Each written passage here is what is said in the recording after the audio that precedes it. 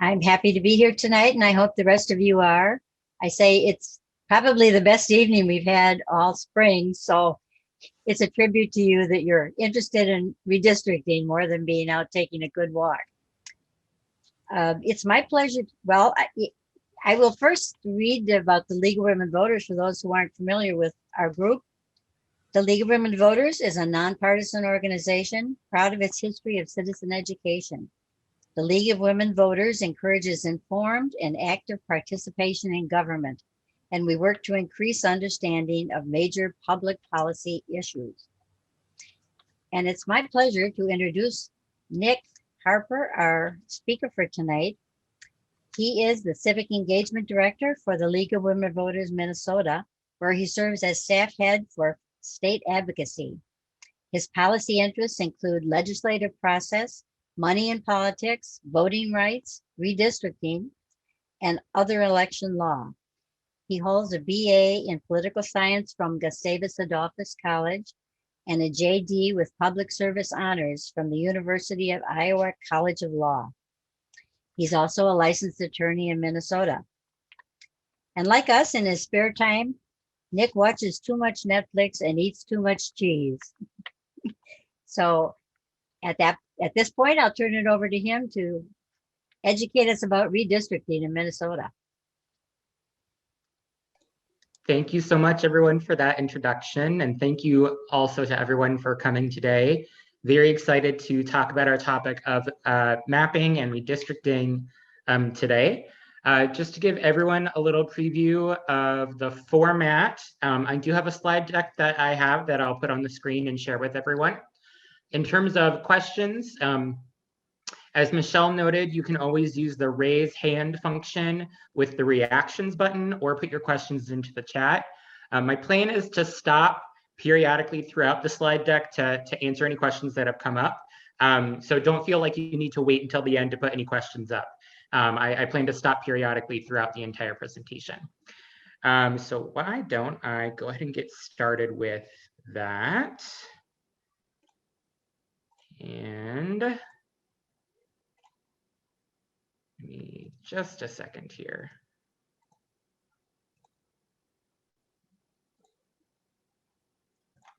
All right. I hope everyone can see the slide deck. Can I get a nod from folks just to be sure that okay, see some nods, great. Thank you very much. And let's see here. I want to make sure that I have the chat screen up just to make sure I see any questions pop up. All right. So before I begin, I do want to give a shout out and a thank you to Paul Huffman. He is our census and redistricting coordinator. Well, now just our redistricting coordinator now that the census is over. At the League of Women Voters of Minnesota, he's our lead volunteer. You may have spoken with him already. He put together this slide deck for me, so I just want to give a huge shout out to him and thank him for his work. That really saved me a lot of effort. You know, it's a busy legislative session, and so I always appreciate the assistance. So a big thanks to him. So I want to talk about redistricting, mapping, and how that affects your voting power and the voting power of other individuals in your community. We'll talk a little bit about the different pieces of redistricting and redistricting reform, as well as what is possible or likely to happen moving forward in the redistricting process. There's been lots of changes due to the delay in census data, and also there's some what's happening at the legislature or not happening at the legislature will affect what will happen in the redistricting process this year, as well as some litigation. We'll get started. This was already covered in the presentation and in the introduction. I just want to again say that the League is nonpartisan, neither supporting or opposing candidates or political parties at any level of government. Our role in redistricting is ensuring that the communities are engaged and know how to participate if they would like to participate, and ensuring that we're voters have access to the process and are being accurately represented. So those are some of the principles that we're thinking about when the league participates in the redistricting process. So let's cover some of the basics of redistricting. Districts are these, blocks of areas that, your congressperson or your member of Congress or your state senator or state representative represent. It's the area they represent. You all have a House district, a Senate district, and a congressional district. And they're all represented here on these maps. These are the current maps, and they will likely change. Well, not likely, but they will change one way or another after the redistricting process. Here are your county commissioner districts. So something I do want to point out, and that we're trying to raise with folks, is the redistricting process is not limited to congressional or state legislative maps. It also applies to your local government as well. So these are your current Hennepin County Commissioner districts. These lines will also be drawn at the end of the redistricting process. And not only county commissioner districts, but also city council districts. And so some cities that your league, the Crystal New Hope East Plymouth Robbinsdale area league, the areas that it serves, several of those cities have city wards, and those will also be adjusted in the redistricting process. So here's a picture with Crystal with a couple of its wards. So why is redistricting important? I'll get into more detail about specifically what redistricting is, but I want to be clear about why redistricting is important. So as I mentioned earlier, it's about community representation. It's about ensuring that voters are heard, that members of the community are heard, and redistricting affects what interests are served in each level of government. And we think of that as what policy interests are served. Groups or community voices that are diluted or isolated through the redistricting process might not be heard at the level of government, and their interests may not be served if they can't have their voice heard because it's been diluted through the redistricting process. And again, when we think about redistricting, I want folks, a lot of folks, they focus on partisan gerrymandering, for example, which we'll talk about. But I also want people to think beyond that and think not just about parties, political parties, but also think about policy interests in general and the different types of interests that someone might approach their local government, their city council, their county government, or their state legislature. The policy interests that they might approach with those different levels of government, and have a discussion or lobby their elected officials about.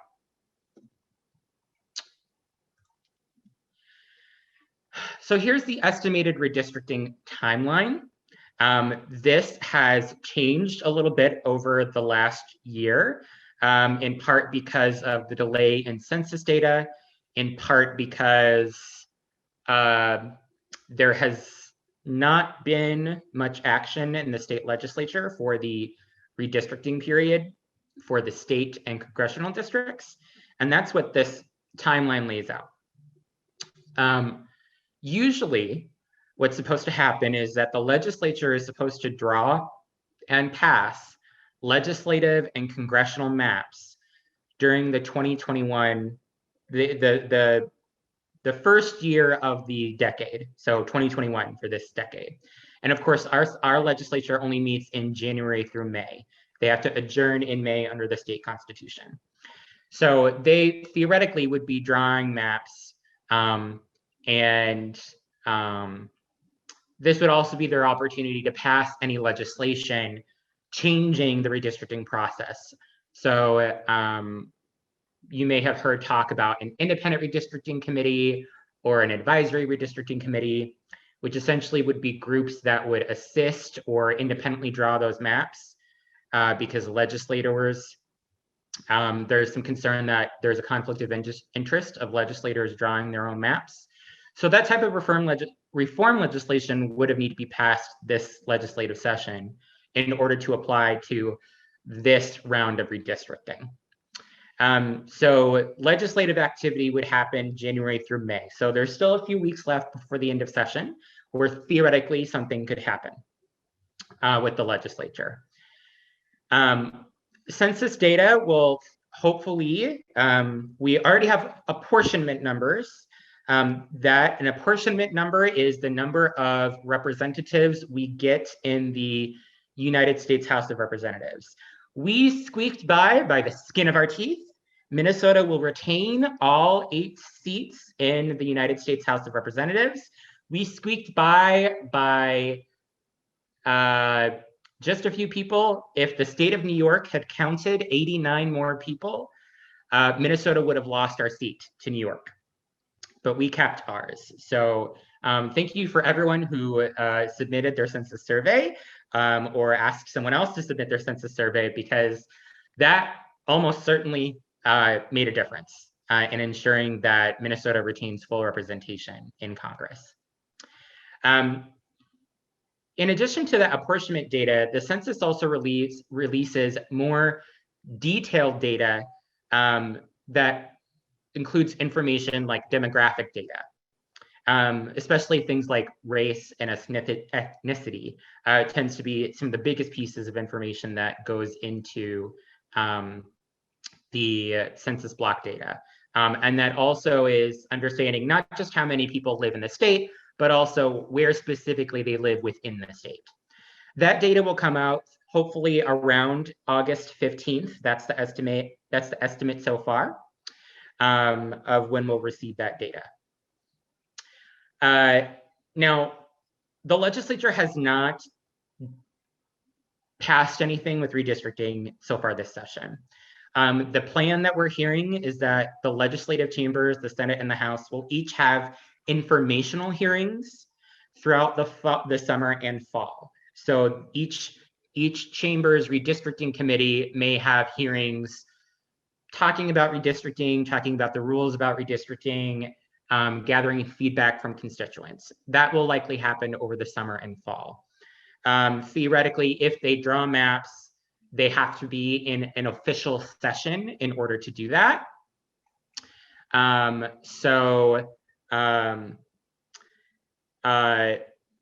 In order to actually officially pass any maps, they would need to come into a special session, or they would need to wait until the very early bit of the 2022 legislative session. They would need to be passing those maps probably within the first week, because they theoretically should be passed before mid-February. So theoretically possible, I will give them that. I will also say that based off of history, that's unlikely. So for essentially almost every decade that redistricting has been required by the United States Constitution, by the Supreme Court, since the 60s, Minnesota has failed to draw both legislative and congressional maps without court playing a part. Either the legislative chambers have failed to agree on a set of maps, or the governor has vetoed a set of maps, and therefore the legislature has not passed any maps into law.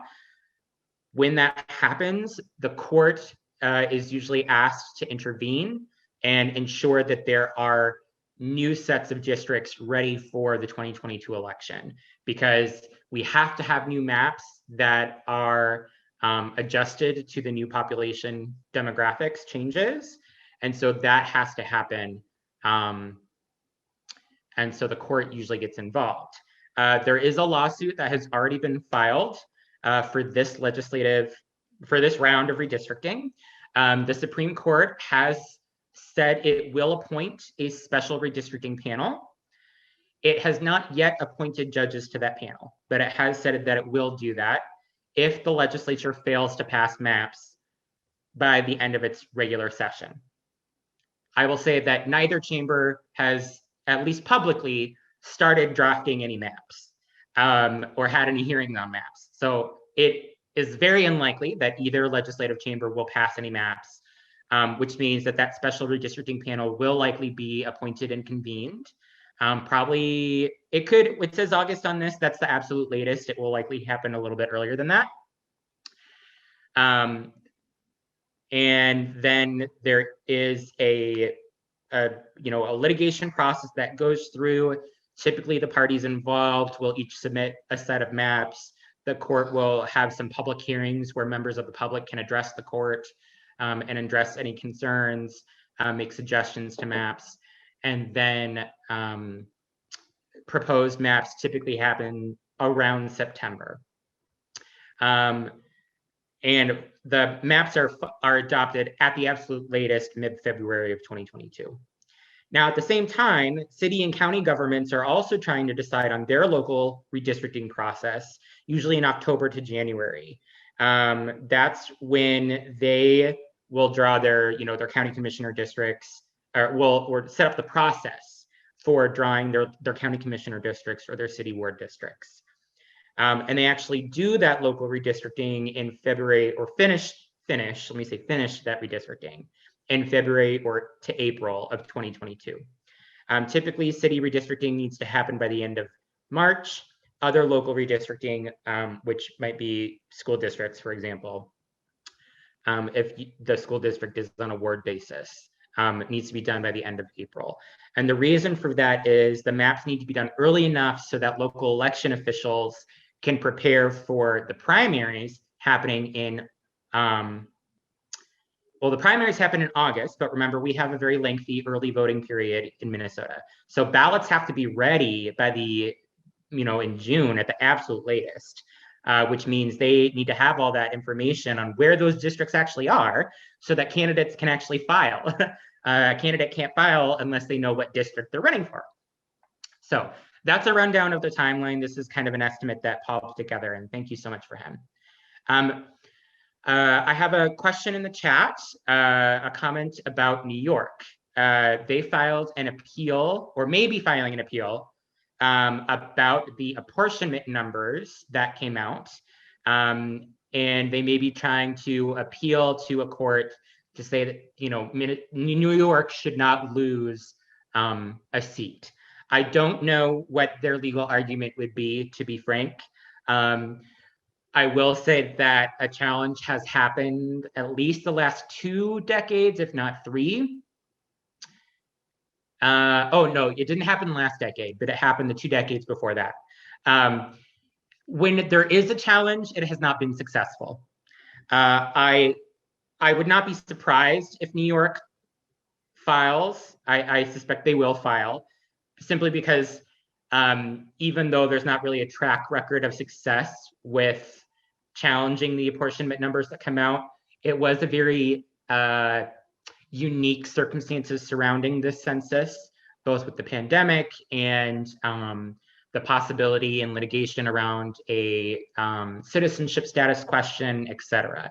So that will probably inform what New York's argument will be. I don't know how it will affect Minnesota's number of congressional districts. It is possible, if New York is able to successfully challenge those apportionment numbers, I would say there is a possibility that Minnesota might lose a representative. I don't know what the chances of that would be. That would also be, historically, just based off of how successful these seats have been in the past. I don't think it will happen, but I also don't know. It's been a strange census, so I don't want to presume to know that nothing will change. So what is redistricting? I want to be clear. So every census, the distribution of congressional seats across the nation is subject to change based off of population movement. That is apportionment. So again, the number of people who live in Minnesota and how many seats we receive in the US House of Representatives. We now have those apportionment numbers. But based off of census and reapportionment numbers, we then, that's a good question, Kathleen, I'll get back to that. We then draw congressional and state districts. That is redistricting. And again, there are many local district lines, such as county commissioners, city councils, school boards, that also are redrawn. Minneapolis, for example, also has park districts, and it redraws those park districts boundaries as well. Each state determines their own process. In Minnesota, it's up to the legislature. I do have a couple questions I do want to go back to. Joanne's got a good question. I'll go back to that a little bit later in the slide, I think, in the presentation. Kathleen has a good question about the special redistricting panel. The special redistricting panel is, that is usually judges, either appellate judges or retired judges that are convened into a special court, essentially, that only deals with redistricting and only exists for the time period to take care of that one loss, that the redistricting lawsuits, and that's it. And then it goes away, it dissolves, it doesn't do anything else. Ellen asks where the New York appeal will go to, who decides. I suspect it will go to the federal court, the New York District Federal Court, and then we'll probably, although I suppose it's possible it might be, they might try to find a way to get original jurisdiction with the Supreme Court. I don't know what that would be, but I suppose that's theoretically possible. But it would be in federal court is where that happens. Okay. So what is gerrymandering?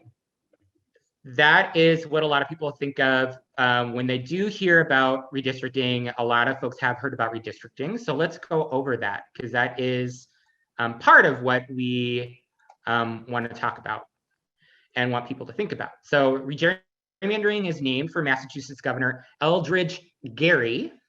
It's a hard, is that a hard G? Gerry. It is pronounced Gary. So really it should be gerrymandering. But in 1812, he signed a bill that created a partisan district in the Boston area that was compared to the shape of a salamander. Thus, it was Gary's salamander, or gerrymandering. People have mispronounced his name, and so we now say gerrymandering. So it's used to describe this manipulation of boundaries of political districts in order to draw a map that provides advantage or disadvantage to a specific party or group. Usually that can happen in two different ways, packing or cracking. Packing is when most of the voters of, the opposing side, will say, is packed into a small number of districts. Cracking splits those voters up so that they're in several districts where they cannot achieve a majority within that district. So we've got a couple of examples here in this little green and yellow demonstration. We've got 50 precincts and 60% of those precincts are green, 40% of those precincts are yellow. In this middle demonstration, this would be,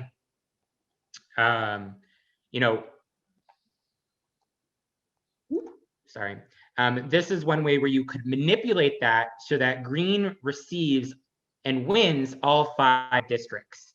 That seems strange because, the percentage of precincts are 60-40. So you would think that maybe it would be, 3 seats would go green, 2 seats would go yellow, just to be proportional to how many precincts are for each color.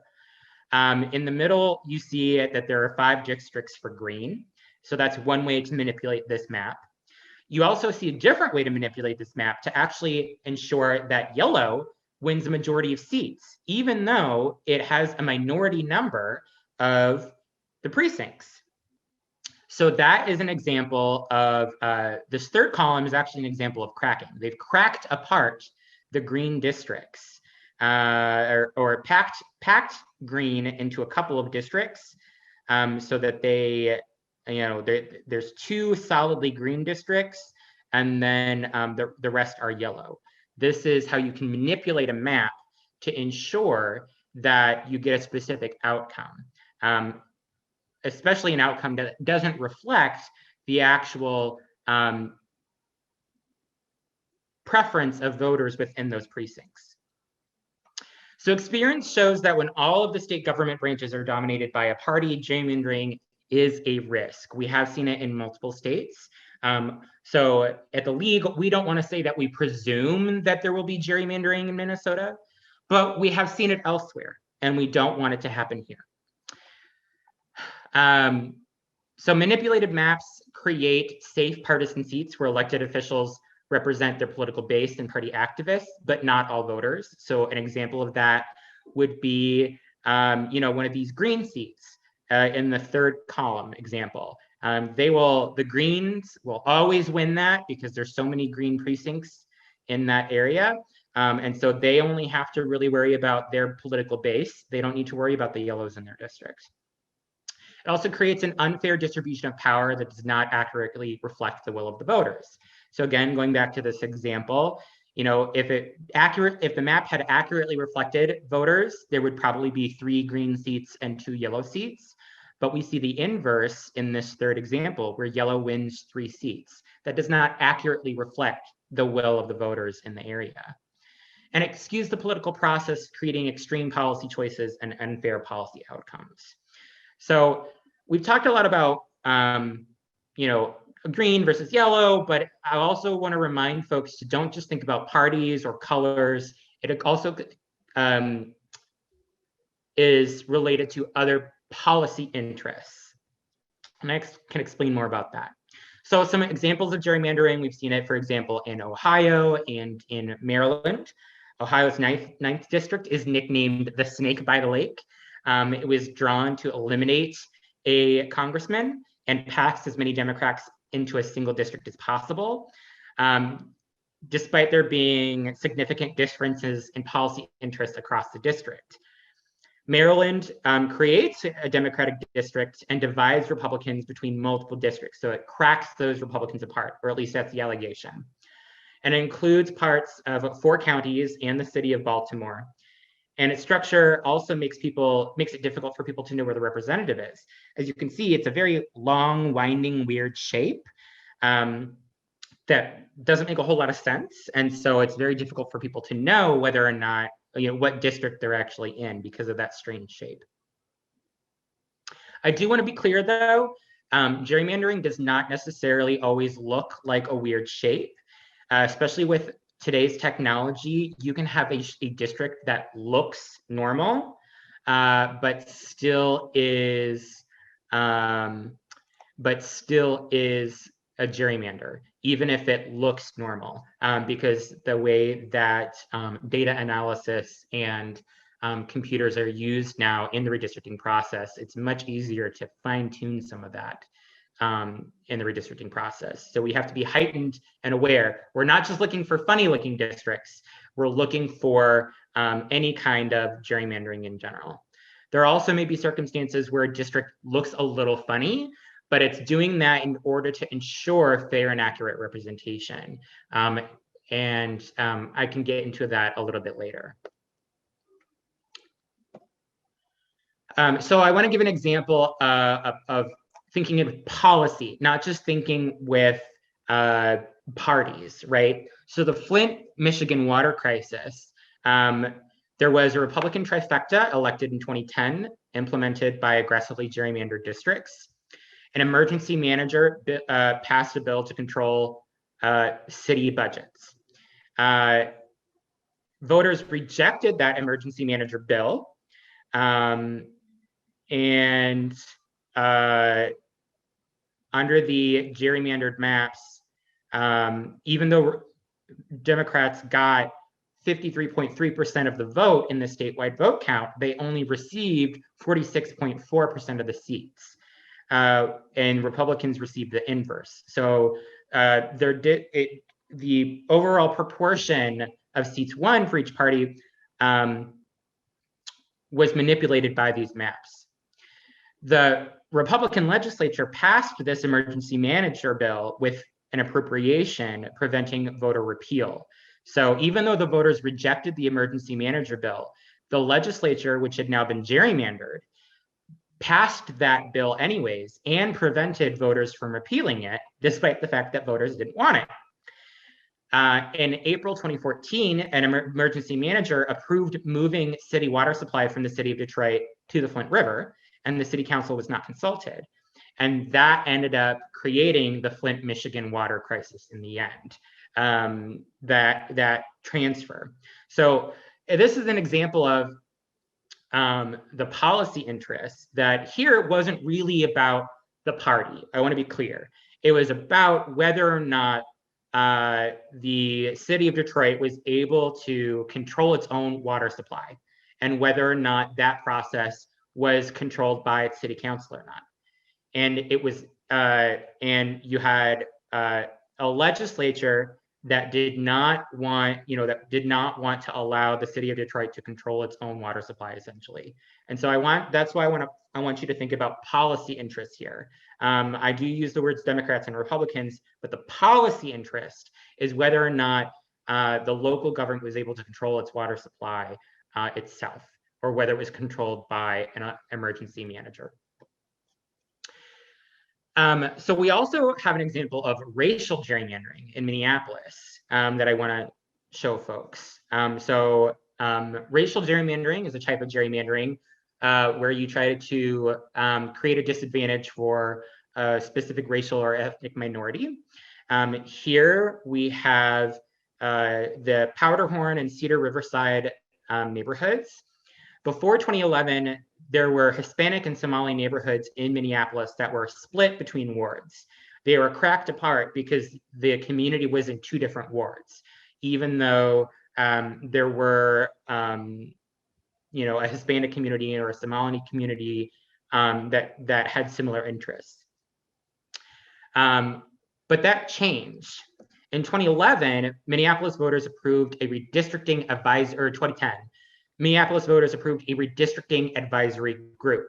This is a working group of citizens that are appointed by the Charter Commission, and they advise the Charter Commission on what those maps should look like, rather than the Charter Commission or the City Council drawing those maps themselves.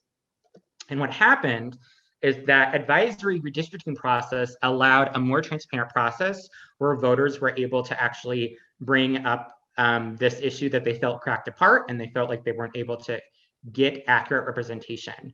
And so the lines were drawn in a way to ensure that people could be accurately heard. And that resulted in some of the most diverse city council in Minneapolis history. Since then, there's been the first Somali American city council member, Mexican American council member, Hmong American council member.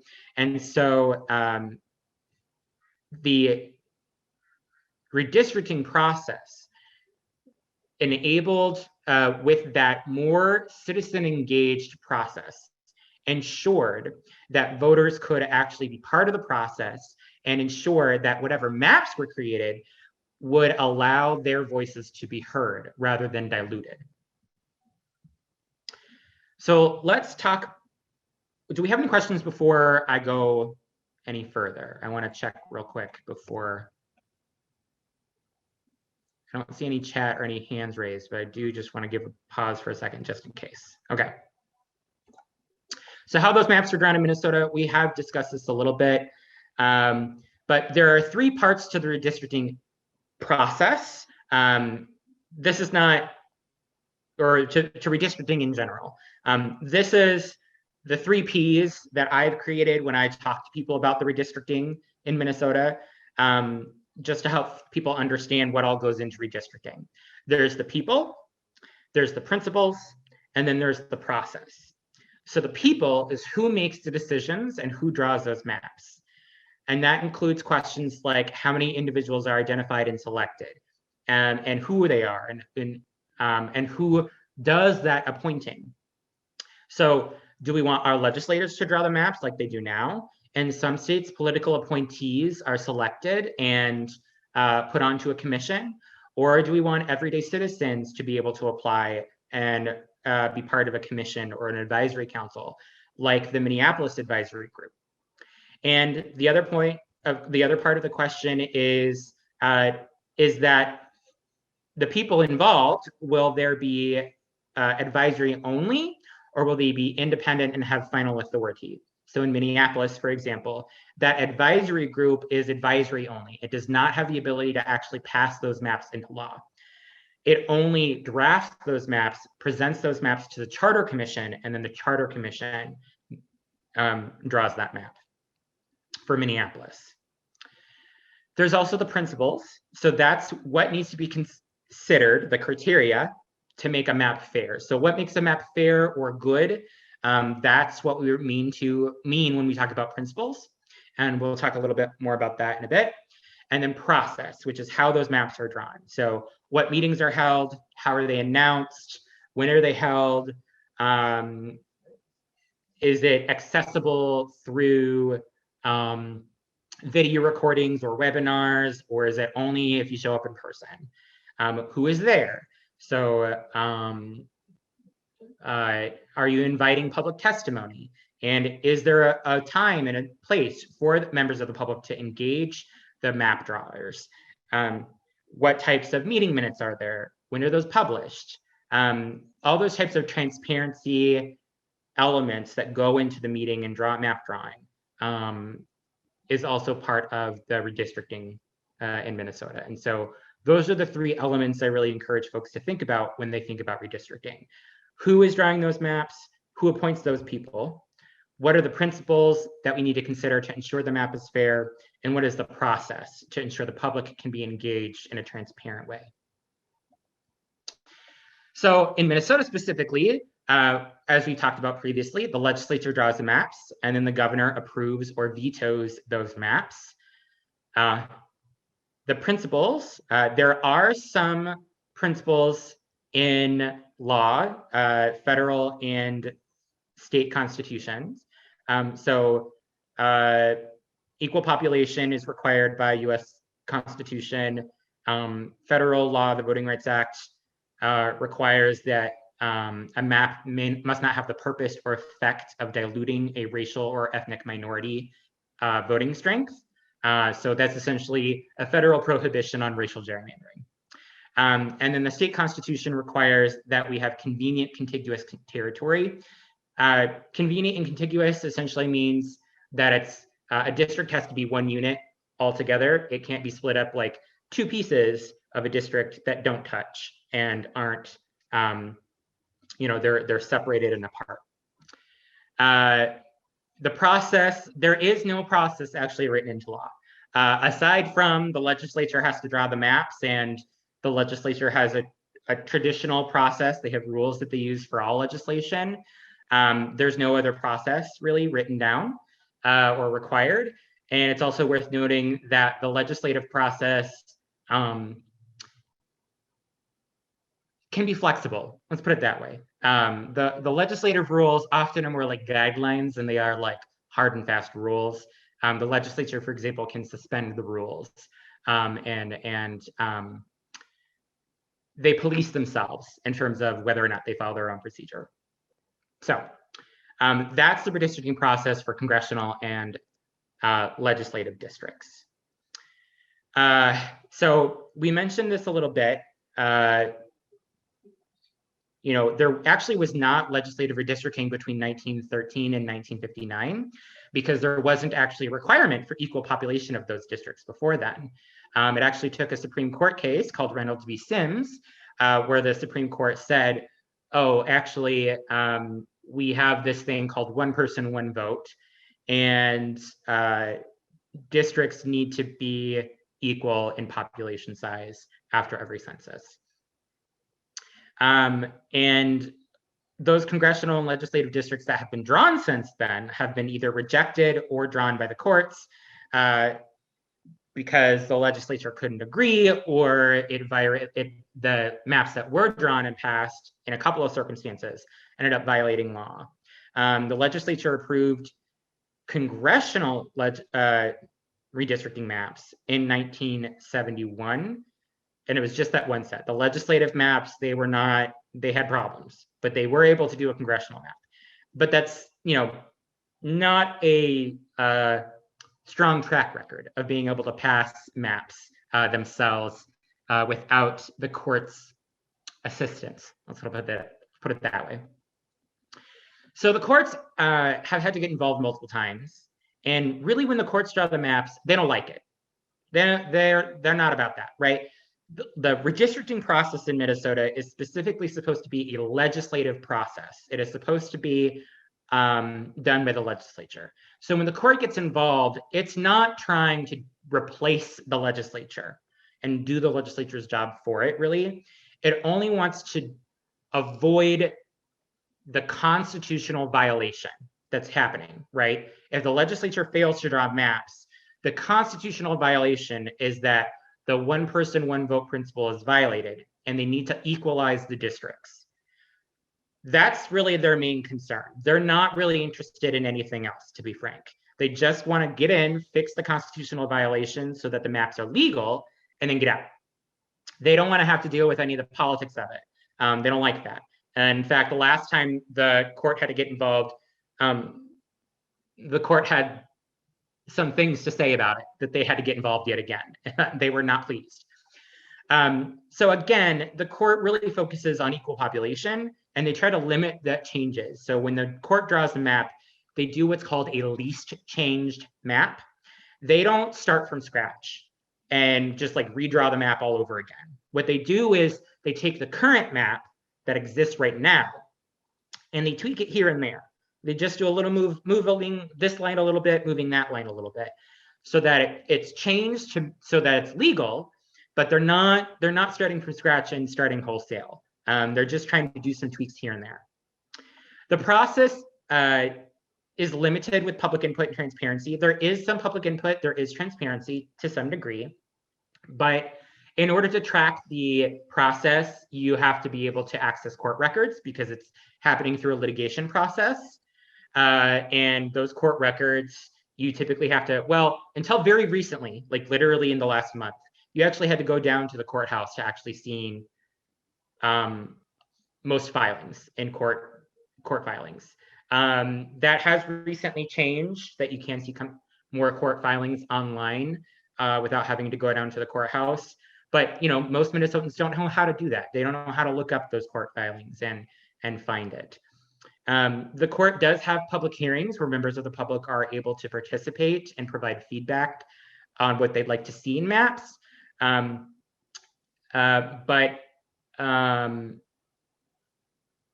it's not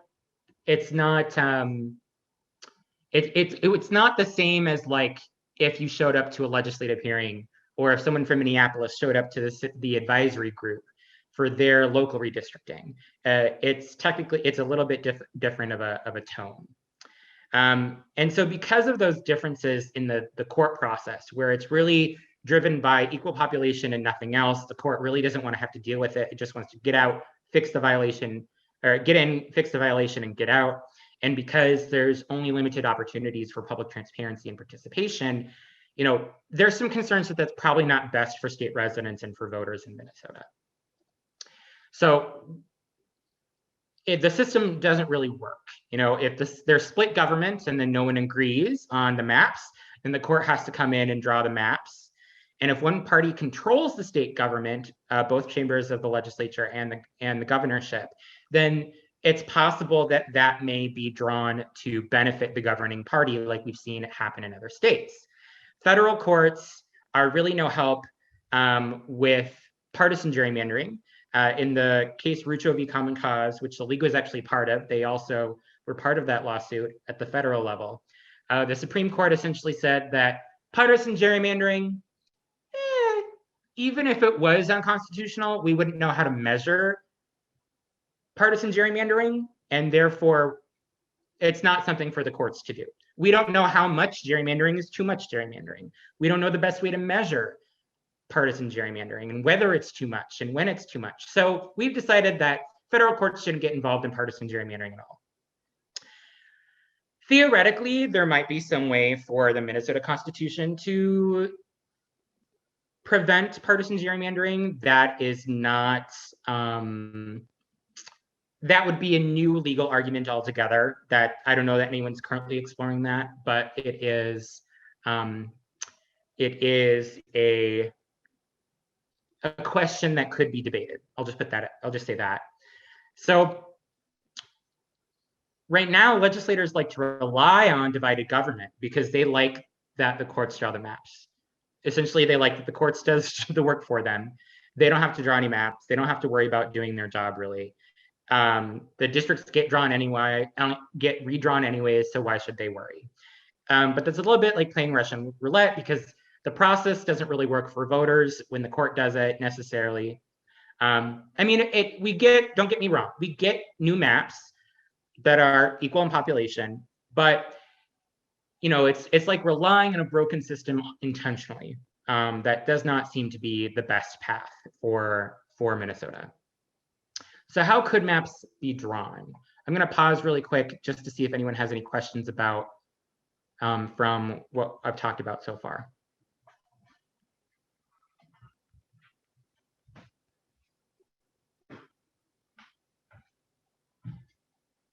Okay, I don't see any questions. So we will go to the next. So how could the maps be drawn? So we could do a redistricting commission, ideally form a independent commission that doesn't rely on the legislature to draw the maps, just everyday citizens throughout Minnesota doing it. We also could establish some redistricting criteria in statutes, especially with minority representation, communities of interest. That is a traditional redistricting criteria that the court has used in the past when it has considered some criteria. And some states have actually defined communities of interest in a particular way, and it's actually in their state constitution or in statute, so that it has to be considered. It's not in law right now in Minnesota, at least not statute or constitution.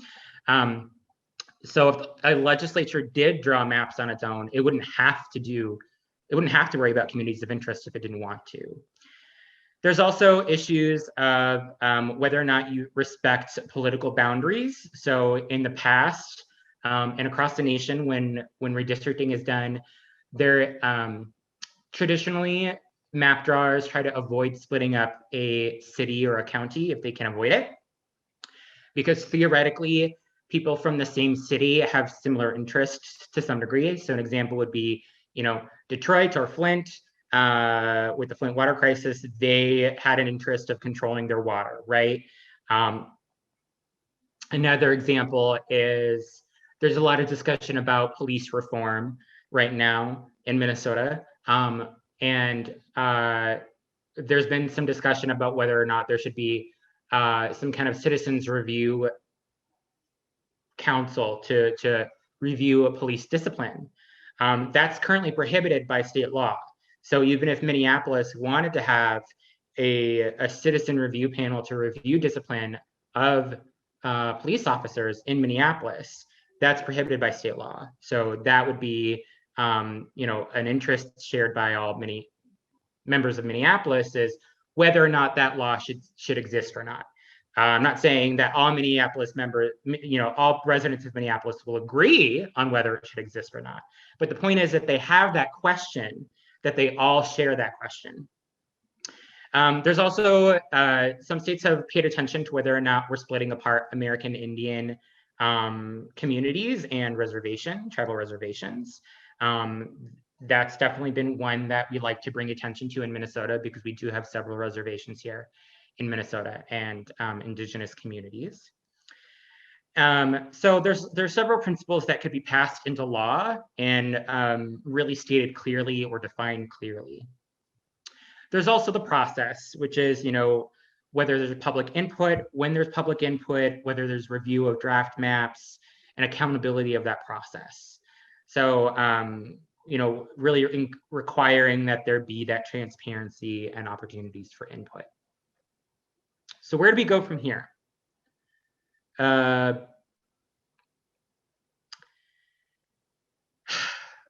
Here's what I can say. We don't have the official number still, but based off of the estimates, we do know that the districts in greater Minnesota will likely have to grow in physical size because they have shrunk in population. So they will need to grow in physical size in order to be equal to the other districts. A couple of these tan districts you see here, they've grown in size at a much faster rate than other districts. So they will need to shrink in geographic size to be equal in population. Same thing goes with that, the 5th district, that brown district.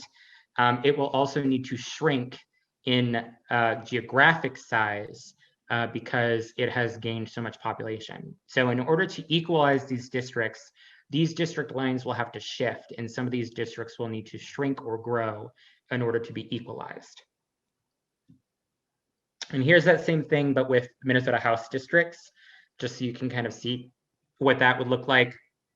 You can see that a lot of these greater Minnesota districts will likely need to grow in size geographically, except for a couple. We've got this little district up here. We've got this little district down here. I think that's Mankato. This is Rochester, St. Cloud, and of course, a lot of the metro area. So a lot of those district lines will shift as well due to the shift in population size over the decade. Now, in terms of what legislation might pass through the legislature, I'll tell you what has been introduced. The Senate has introduced redistricting criteria in both a Senate bill and a House bill, but that has not received a hearing in either chamber, I believe, not yet.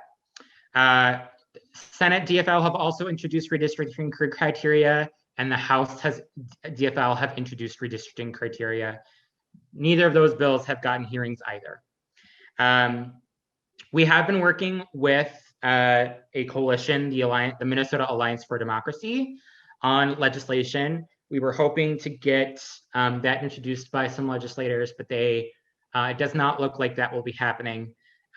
So we were hoping to do some kind of reform legislation before the redistricting process actually kicked off in Minnesota, and that wasn't possible. So I just want to let people know that we were working on legislation and trying to get some reform, but that did not happen. It does not look like it will be happening, and because it hasn't happened yet, it's very unlikely to happen for this redistricting cycle. So what we have to, essentially what I'm saying is, we have to deal with what we have. We have to deal with the process and try to make it as good as we can under the current law. It's unlikely that we'll get any legislation to change the process. So there has been litigation already filed. Watson v. Simon. Simon is Steve Simon, the Secretary of State, because he's the Chief Elections Officer. And redistricting is eventually about elections. So that was filed in district court, and a petition was sent to the Minnesota Supreme Court to put together that special redistricting panel. And so the Supreme Court said they will appoint that panel. They're just waiting for the legislature. They said, essentially, theoretically, the legislature can still technically do something this legislative session.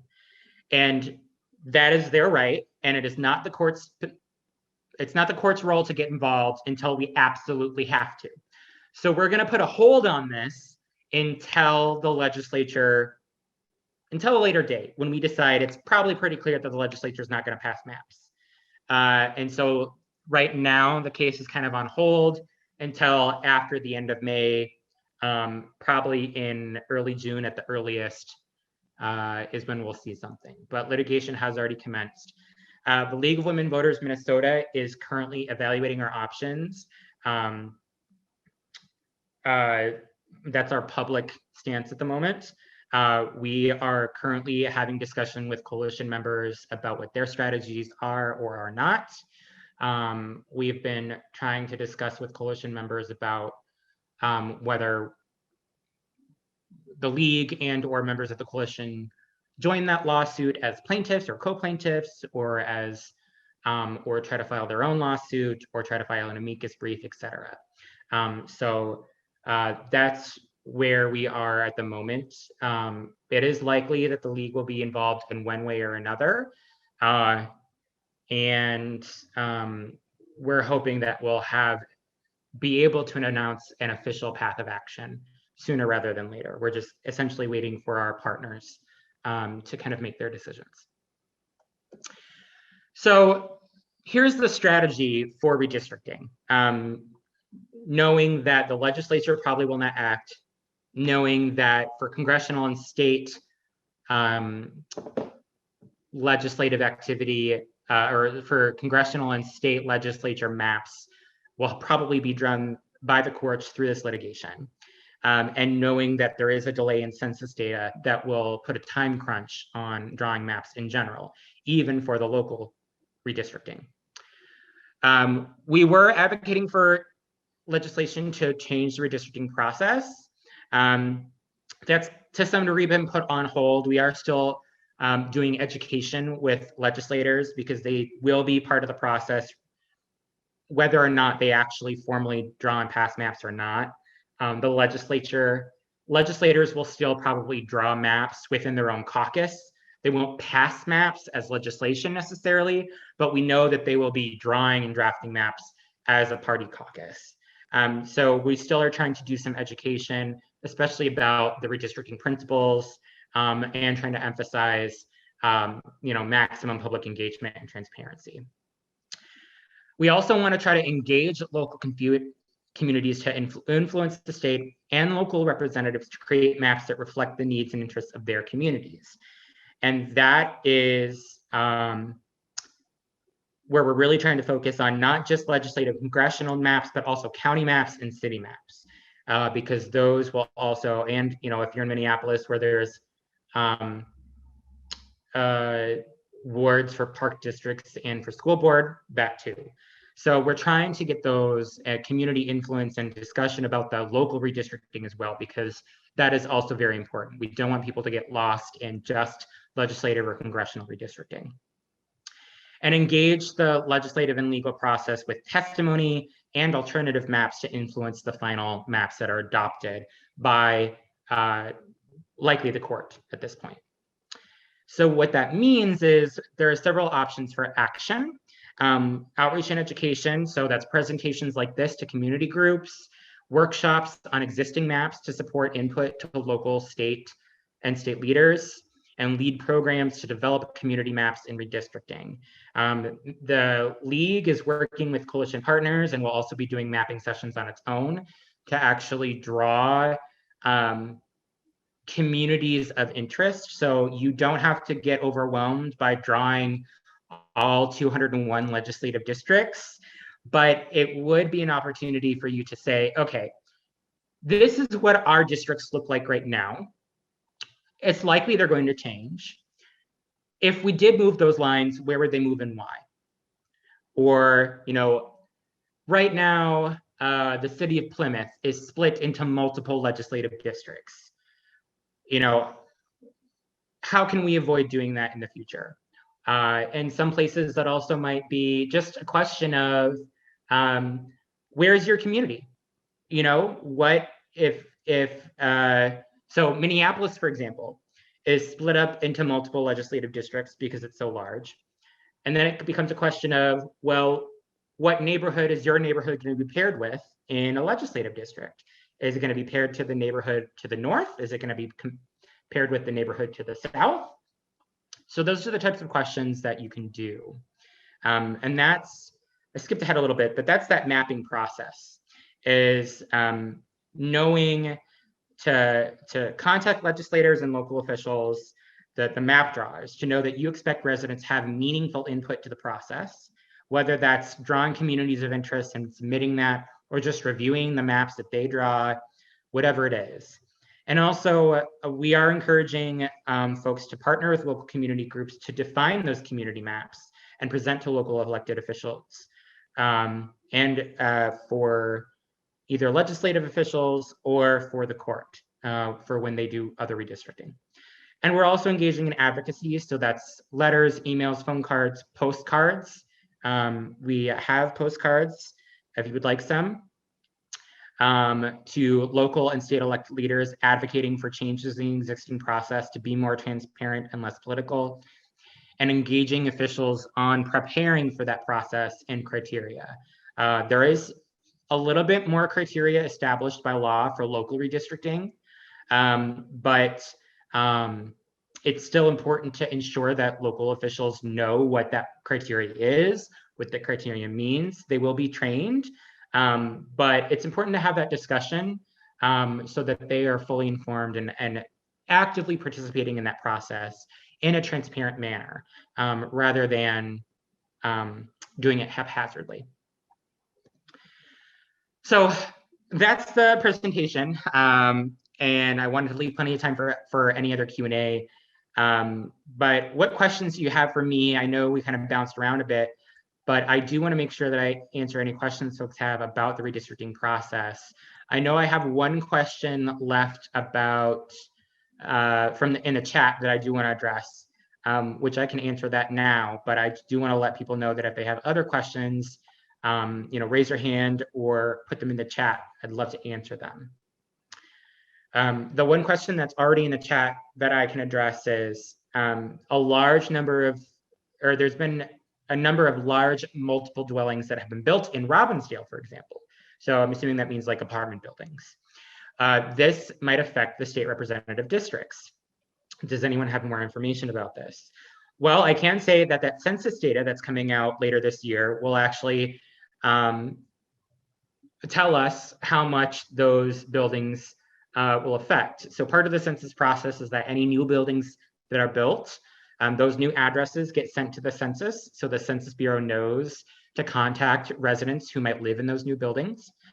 And then if there are people who are living in those buildings, then they're recounted by the Census Bureau and will be included in that more detailed level data that will be coming from the Census Bureau later on. So we'll see to what degree those new buildings will have affected the population in Robbinsdale and where the populations are at Robbinsdale. So I know that was a lot. So if anyone does have questions or want to hear more, I can go over that. I also, that was a lot of information.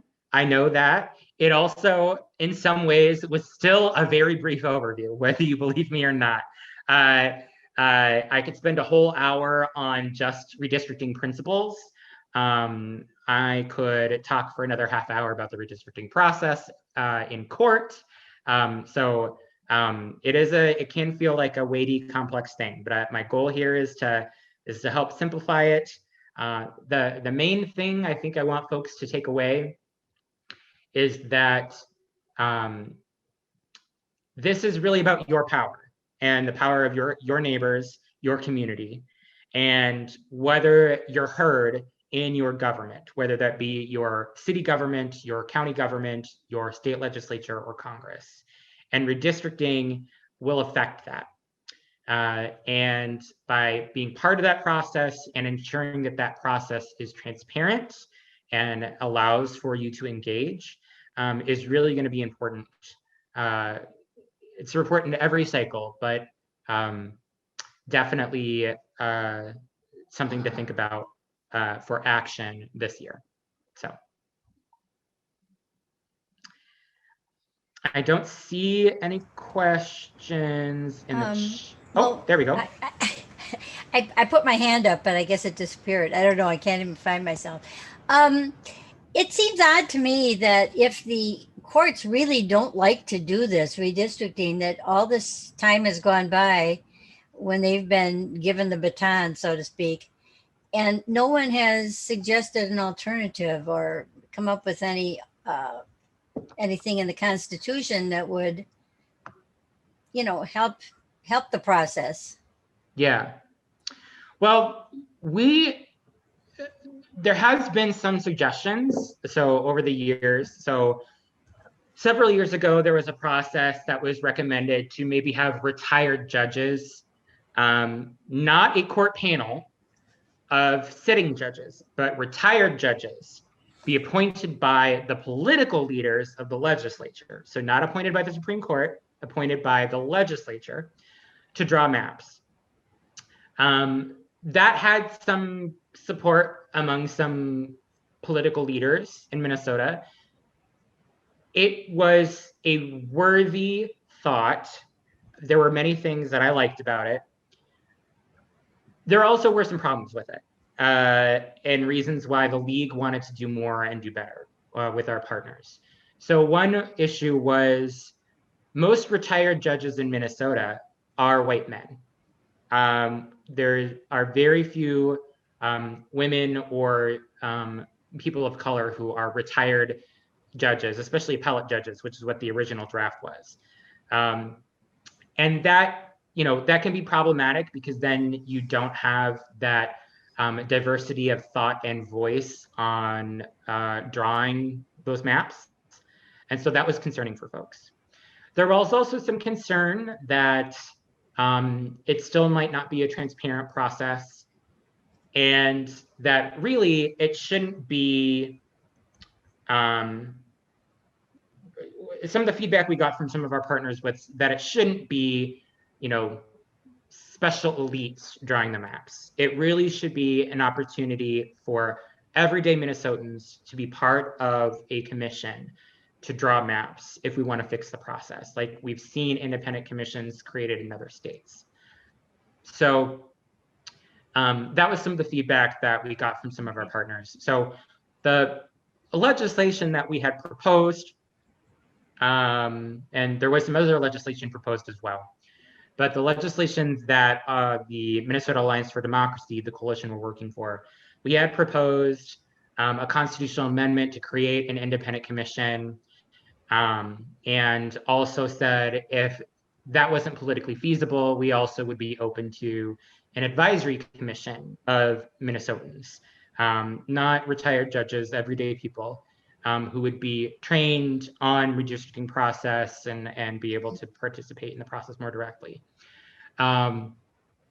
Unfortunately, that legislation just hasn't, there wasn't sufficient interest in either legislative chamber to make it a priority. And so it wasn't really adopted this legislative session.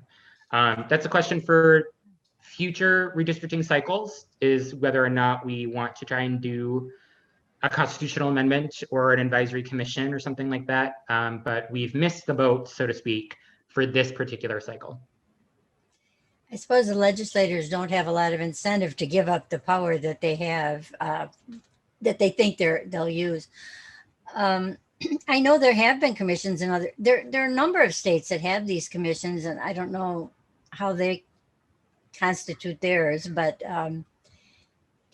it seems like that would work better than having the people whose office is going to be affected drawing the maps. I mean, that certainly seems like vested interest for certain.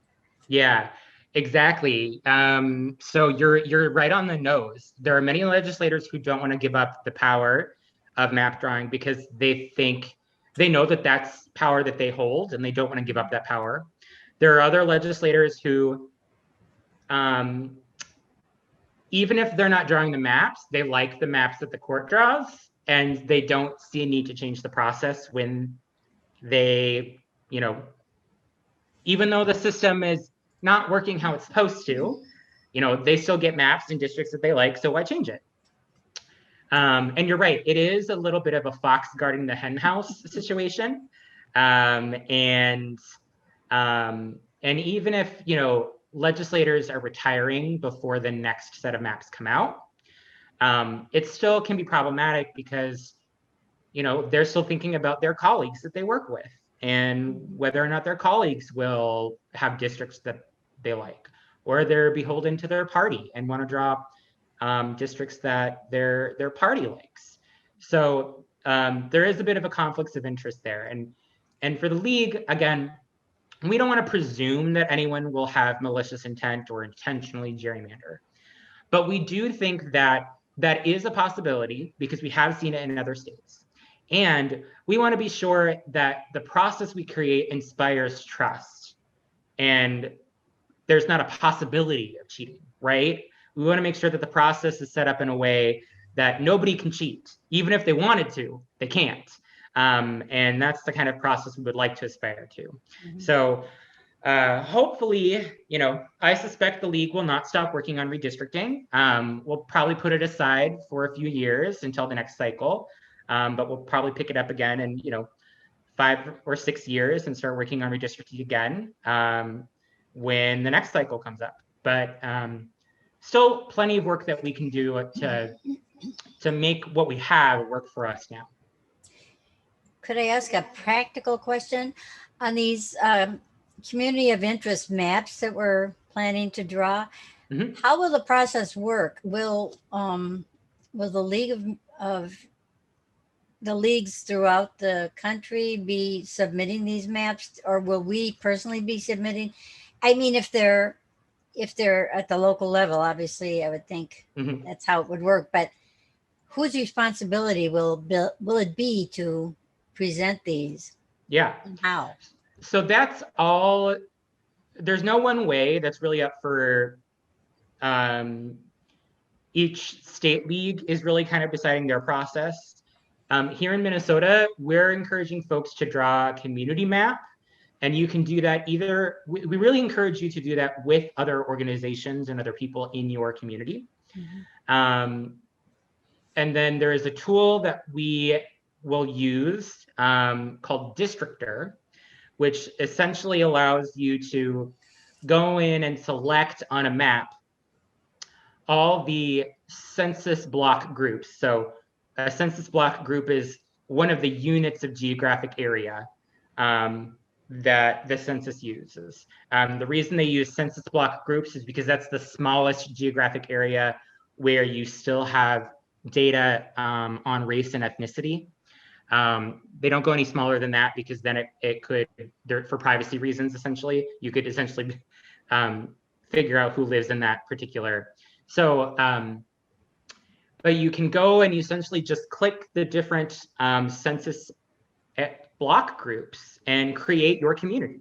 So I have gone in myself and played around, and I said, if I drew a district that was just Nick's district, where I go on a regular daily life, and I wanted to draw a district, this is what it would look like. And I picked where my apartment is, my favorite coffee shop, the 2 grocery stores I go to most often. And I said, okay, those are the places that I go most often. These are the neighborhoods I walk through the most. This is the park I go to all the time. This is what I would call my community. But that also was just an experiment I did for myself, right? That's just Nick's map. But we're not trying to draw a map for just Nick. We're trying to draw a map for the whole community. And that's why we're encouraging folks to do things together. We are able at the State League to offer supports and offer training for how to hold that kind of meeting and can provide technical assistance. The benefit of the Districtor program is that you can submit, once you figure out and kind of have the map you want, you essentially can submit that and it gets saved. And then the plan is that we and our coalition partners will use those maps when we're evaluating legislative and congressional maps. So in terms of the legislative and congressional maps, the responsibility for actually submitting will be with the State League. But we, of course, we don't plan on drawing those communities ourselves. We're trying to work with local leagues so that local leagues draw those maps. But we'll submit those maps, whether that's with legislative testimony, encouraging folks to talk to the court panel through public testimony, or whether we get involved with litigation. But then with the local redistricting, that's really up to your local league on how you want to do that. The nice thing about Districtor is that you can essentially send an email link and say, hey, this is the community map we put together. We don't want this community split apart. Keep that in mind when you're drawing your map. And it could be as simple as that. So, yeah. Okay, well, thank you. That gives me a jumping board to go out and talk to the league, which is what I was hoping out of this meeting tonight, to get them to understand what we're talking about with these community of interest. And I've done it just kind of as you did, sort of my own personal neighborhood. And it's fun. It's just a lot of fun to do. So I'm hoping that we can get a team together from all of our cities to do that. Yeah, that would be wonderful. We're trying to get as many people to do it. And if you know an organization that also wants to draw maps, maybe they don't want to do it with the league, or they can't do it with the league because they're busy on the same night you plan on having your meetings. Our coalition, and we're wanting to hear from everyone, right? Every resident of Minnesota is affected. So we want to get as many community maps put together as possible, just to hear where people see themselves, where they see their communities. That is still useful no matter what, to the map drawers at every level. Yes, that's what I'm trying to convince people. I'm thinking of calling my sister. I'm thinking of calling people in other states even and having them to work on it, because I know Districter is a national thing. So I see we have something from our president there, thanking you.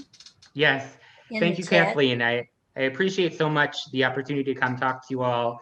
And if you, and I see Michelle's put the link for Districter in the chat. Thank you, Michelle. I encourage everyone to check it out, play around with it a little bit.